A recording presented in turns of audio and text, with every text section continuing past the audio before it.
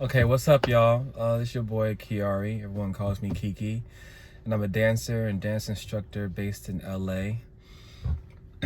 And I'm here just to start really just sharing some thoughts and take you along my journey of this next phase of life.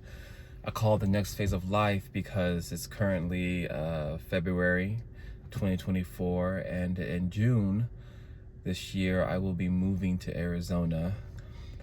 You're probably thinking, why the fuck would you move to Arizona from LA? But there are a ton of reasons why. And I'm not going to get into all the reasons why, because y'all need to know all that.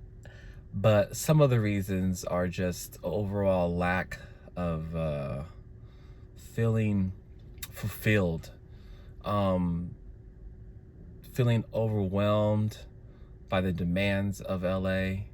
And it is, yes, part of it is money, which isn't too bad for me, but it's just ridiculous though for what you pay for and what you get, in return. And when you start to see how other people can live and how you could live paying the same amount and getting like 3 times the apartment, it's like, I think I'm doing something wrong here. So that's one of the reasons. Also, I've been doing my teaching thing for about 17 years now. I started straight out of high school, and it was my passion. It was what I love to do. So a quick backstory. I was a gamer. I was a nerd growing up. All I did was play video games all the time. But I loved Michael Jackson. I learned all his dance moves from all his videos, and my mom would make me perform and stuff like that. And at the age of like 14 or something like that, my sister had joined this cheer dance group. She was a cheerleader, and my mom told me that if she told me she would buy me a video game if I auditioned for this hip-hop crew. And I did, and my life turned around, and I finally found something outside of video games that gave me friends, gave me something physical to do, and helped me travel the world and build confidence. And it became my next obsession, and it's been that for over 20 years now, but 17 years of teaching. And I'm eternally grateful for it. I've learned a lot. I've traveled the world because of it, and I've met a lot of great people who have been loving and supportive to me because of it. So in this rant of mine today, and in the future ones coming up, I don't want anyone to think that I'm not grateful for those moments, because I will forever be. And I have birthday cards and thank you cards, years and years old, that I keep just to remind myself that to stay humble and to remember that you have done something great, and you are great, and you're going to continue doing great things. So with that backstory, I'm now living in LA, been living in LA for 7 years, and again, I'm moving in June. Because after 17 years of doing something, I don't know about you, but you just kind of like the same, right? And I guess I could always just level it up and do something more challenging within the field, which would be, I feel like, a band-aid to the situation. I don't think it would exactly solve it. And I don't want to say I don't know, but I don't know. Something else needs to happen. I just don't find myself being excited or really into it like I used to. Like when I see dancers or I meet dancers and they're telling me that they're practicing at home, or they're watching videos and learning, or they're going to extra classes even though they're tired. And I'm always like, yo, I'm not gonna spend an hour in the car to go to someone's class. And they're like, well, I do it for you. And I'm like, well, that's great. And I appreciate that, but I'm not gonna do that. I'd rather go home. I'd rather go to the gym. I'd rather do something else. I don't want to spend any more hours upon the hours that I already spent in my car to go take someone else's class, just to be around a whole bunch of other 20-year-olds who are, really in need of the job that they might get from this. I don't need it. dance don't even pay me that much to be doing all that.